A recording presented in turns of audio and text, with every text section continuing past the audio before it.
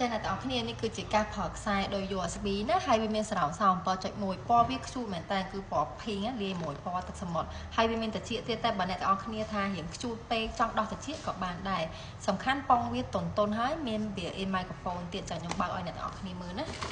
កាសនេះស្អាតមែនតើហើយតម្លៃសមរម្យទៀតទិញធ្វើជាកាដូ Valentine ក៏ត្រូវដែរហើយនៅយើងទៅដល់14កំពេអីទិញកាសជូនសង្សារក៏បានដែរណាតែហើយវាមានត្រចៀកនេះត្រចៀកហ្នឹងចង់ដាក់ក៏បានដោះក៏បានដែរឥឡូវខ្ញុំឡឲ្យមើលណា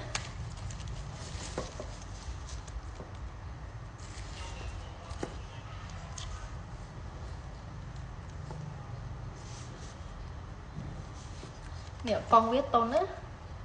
នេះខាងលើនេះក៏តុនដែរហើយពណ៌វាគឺមិនបែបហ្នឹងនេះពណ៌ pink នេះមួយពណ៌ទឹកសមុទ្រប្រើខ្សែដូច USB ប្រើមួយ laptop ក៏បាន desktop ក៏បានដែរអញ្ចឹងបើអ្នកទាំងអស់គ្នាចាប់អារម្មណ៍ចំពោះកាសនេះចង់ទិញជូនគេថ្ងៃ Valentine អីអាចឆាតមកបានណាតាម Facebook page 51 Gear Computer ឬលេខ Telegram លេខ 07 399 678ហើយនេះយើងសេរីតាមទំហំក្បាលយើងបាននេះចង់វែងចង់ខ្លីអីតែនេះបើខ្ញុំដាក់បានត្រឹមនេះហេល្មមខ្ញុំ